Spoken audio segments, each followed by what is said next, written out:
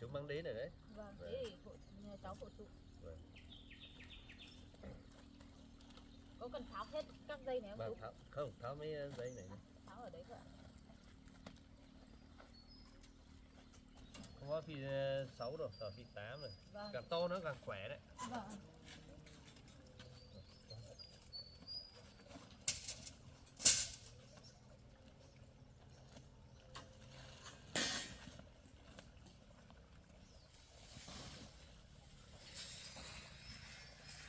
Đánh gạt thợ rồi, thợ nó lên muộn một tí. Lúc đó nó lên. Vâng.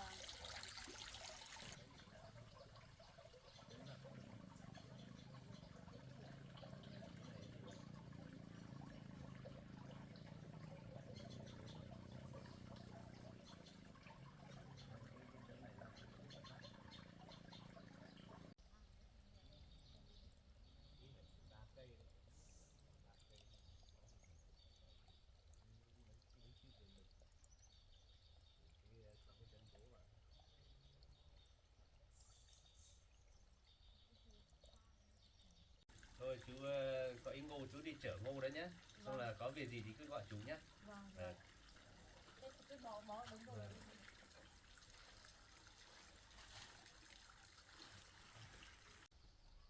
Chú đi nhá, chú nhá.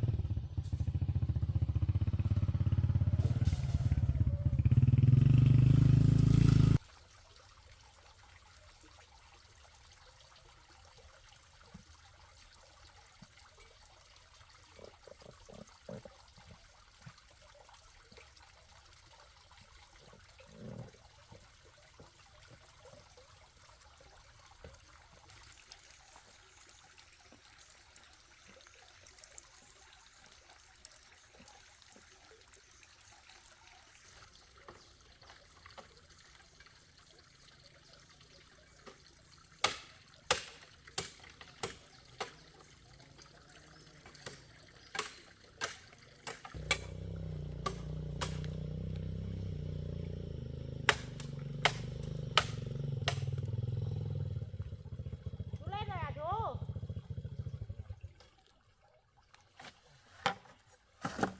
Chú ơi, sắt cháu để ở đấy nhá.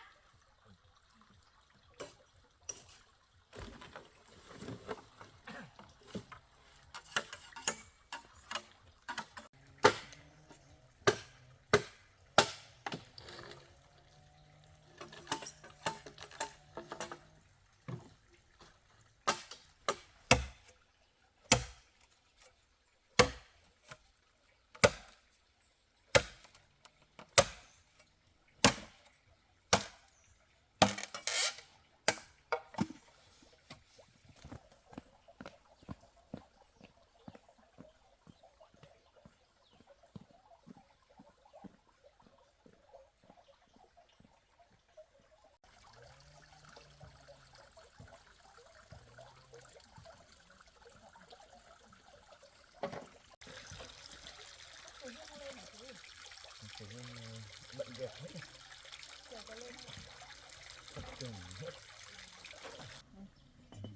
Cần thêm mấy thanh hả chú? Cái mặt này ấy. Không phải đặt.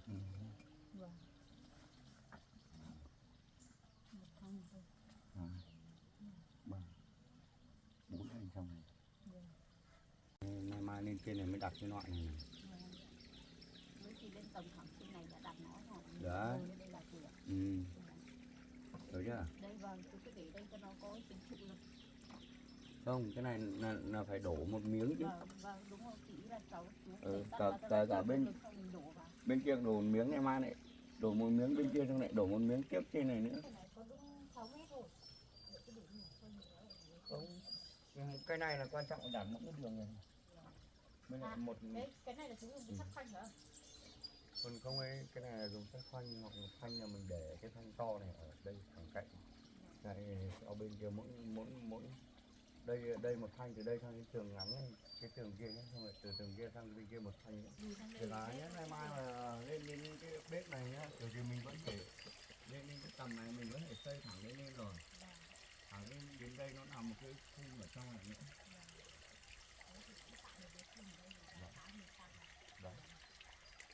Nó không được lắm nhưng mà có điện đóm cắt nhánh Vâng. eo hết về xong rồi cái loại này.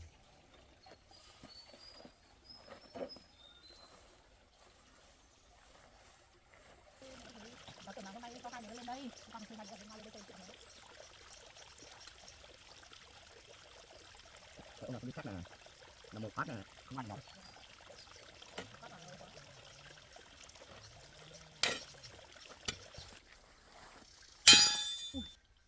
Thế là hôm nay chú sẽ đổ cái này cho cháu đúng không? Đổ cái này. Mai. Vâng. Bên trên này. Bên trên này nó vẫn nhiều. Trò này nếu như mà mình để mà cái độ ướng độ đun nó 175. Ở mua nhiều không, ở mua tần này đấy.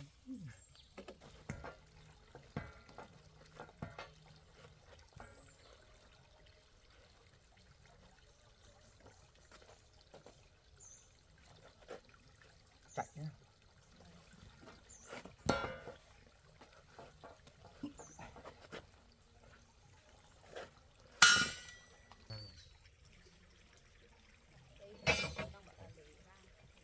Thanh bé này nha. Cái này nó chụp nghịch.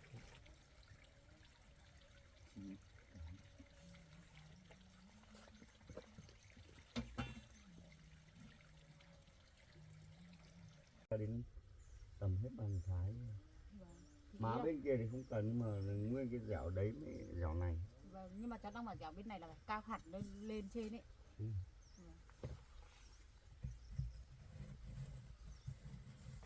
Cột này được, có khả năng vẫn lên tốt. Côn này vẫn lên được đúng không? Ừ, vẫn lên tốt. Bởi vì nó có 1, 2, 3, 4, 5, 6, 7, 8, 9.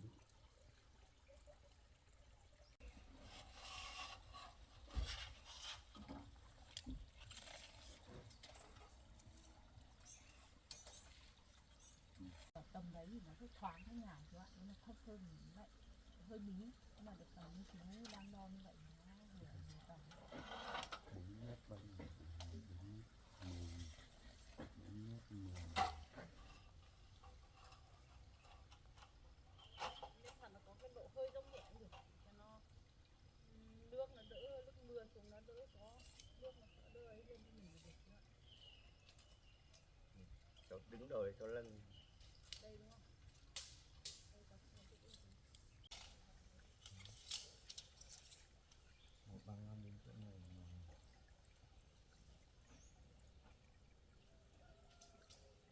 dấu toàn bị mất.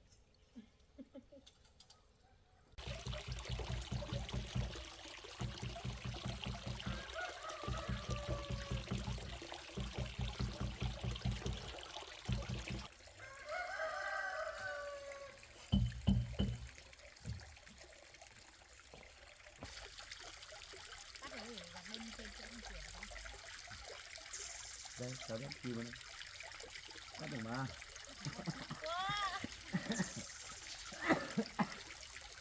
Bà. Ôi trời. Nhất từ đây. Rồi. Được rồi. Được rồi. Rồi. Đứt luôn ạ. Ơ, sao nó mềm thế? Đấy. Quay bên kia. Đây à? Còn dí vào nhá. Lấn nhau một phát. Đó.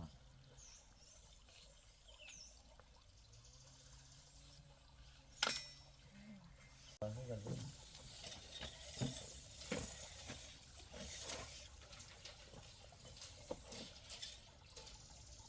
Tổng nó bao nhiêu hả chú? Tổng đến 5 mét 15 thôi. Từ từ. Rồi.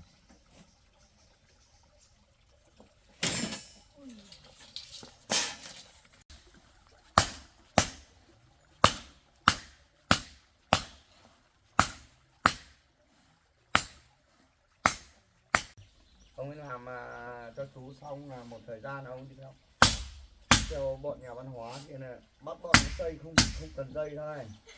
Để sau đi được 2 ngày chú nó đủ chứ không cho đi nữa đâu.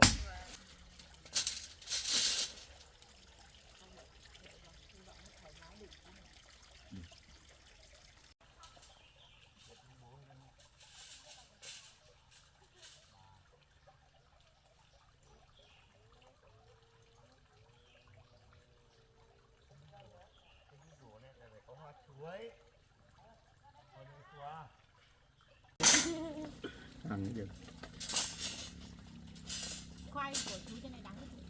chưa hôm nay nhà Trương đông người hết này Đỡ dùng mới đẻ được. trứng gừng là trứng khoai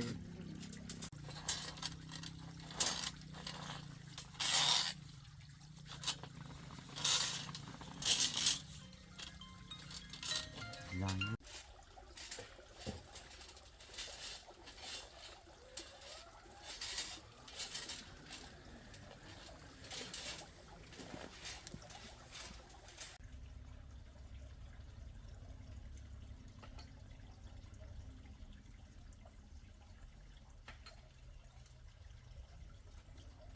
công việc tạm thời đấy nhá, mai có gì chú lại lên tiến hành tiếp.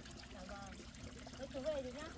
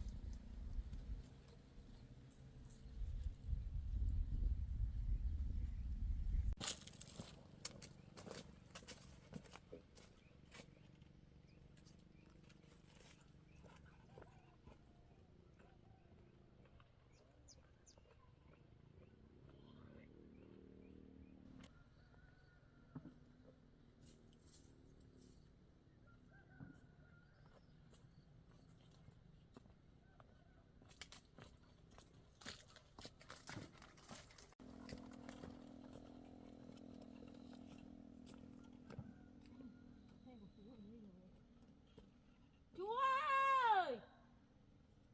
Chú ơi!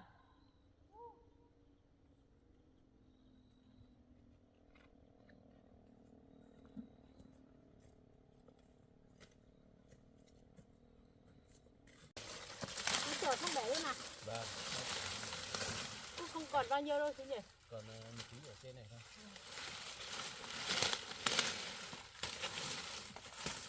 Ra hộ chú rồi. Họ đi về rồi chú ạ. Rồi cháu cũng không làm gì đâu chú.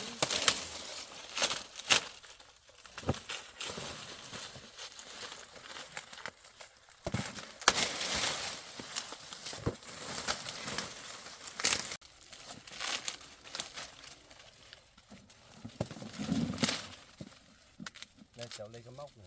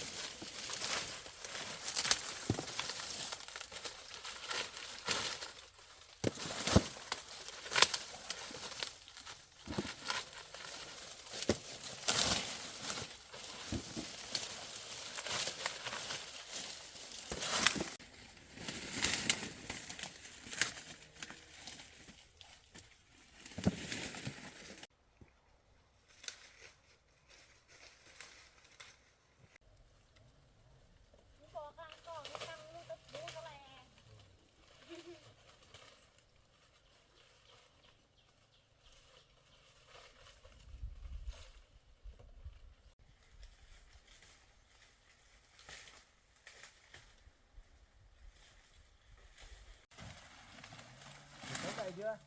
Tắt dây rồi chú ạ. Đeo xuống dưới này đi.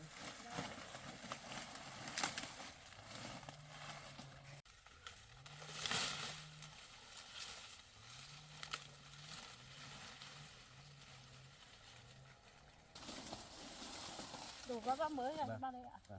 Đổ đi.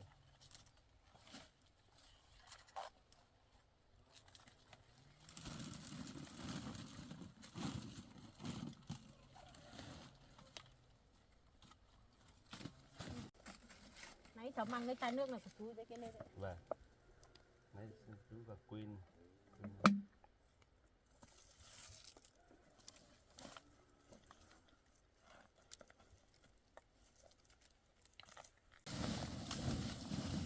Biết các con mang ở gốc cây á. Để mang một cái dây nữa. Hai cái.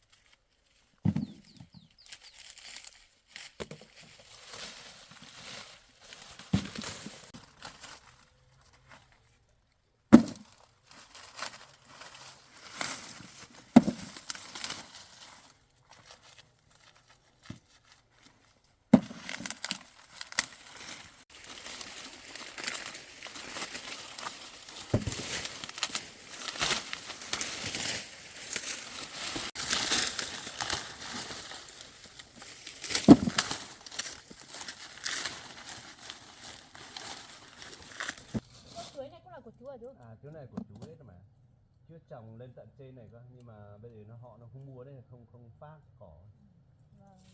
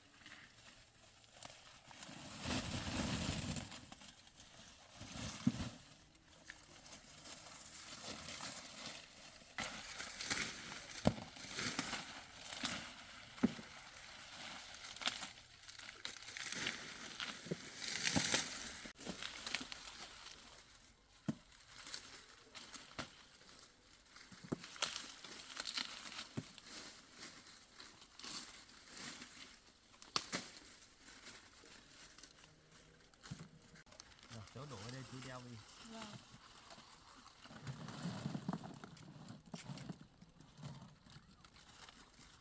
Rồi chú ạ.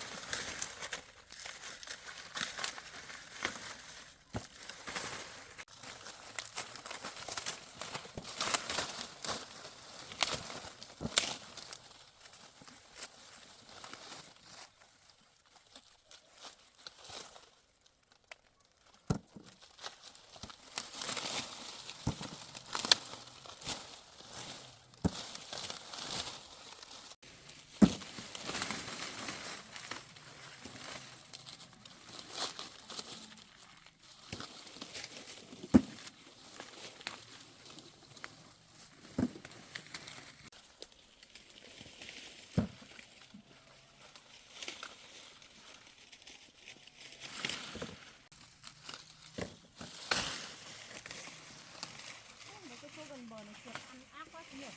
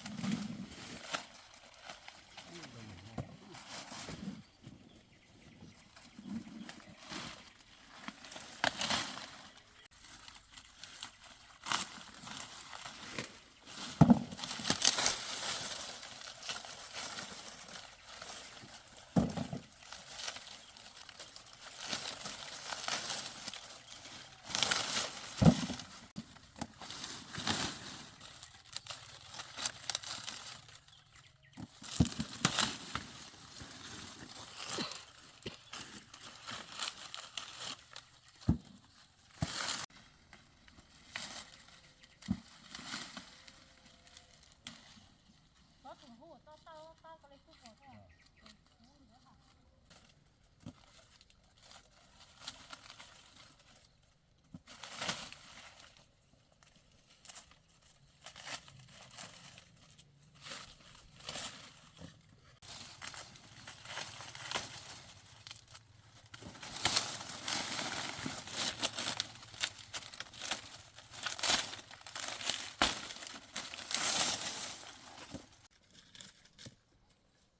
Cháu ơi, Dạ. về đây muộn rồi. Vâng. Về đây về nhà đi. Vâng. Đây, đổ của cháu vào đây. Vâng. Đưa Thế con không chú? Hết rồi.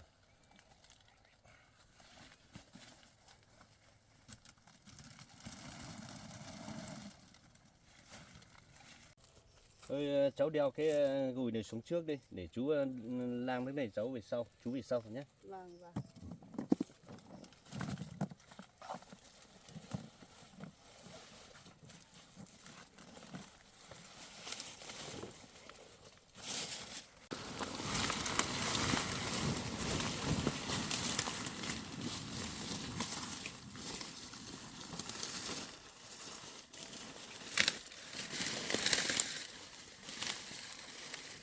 Chú ơi, Ngô về đến đây rồi chú ạ. Vâng. Chú đẩy xuống nhá.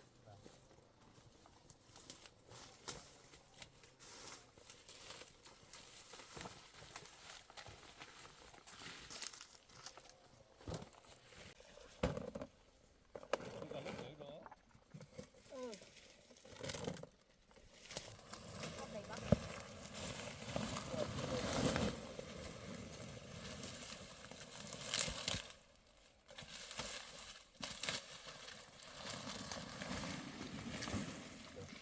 Thế cháu mượn con dao cho chặt Vâng. cái cành cây nhá chú nhá. Vâng, thôi cháu về trước đi.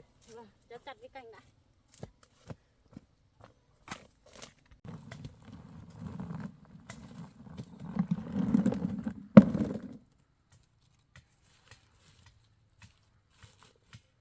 Thôi cháu về trước đi, ta Vâng. tối rồi.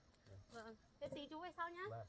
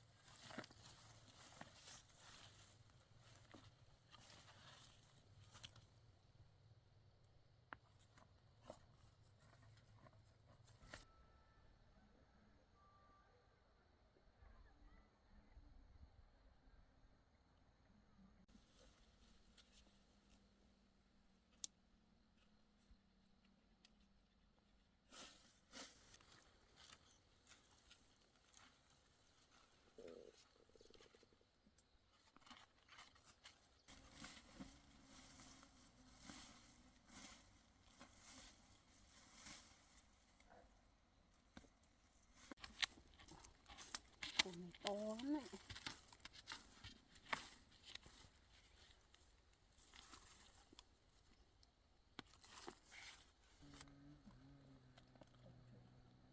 Nặng đi.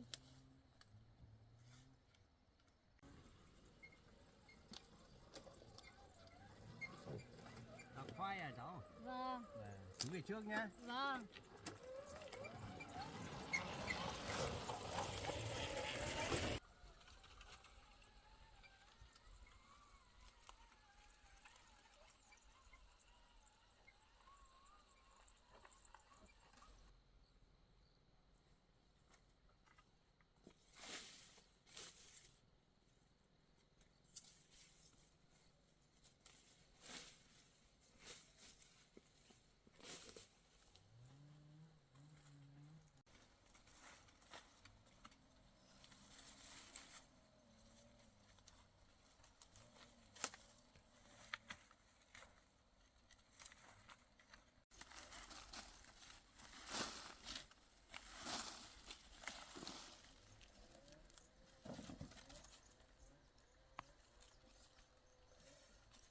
Thế.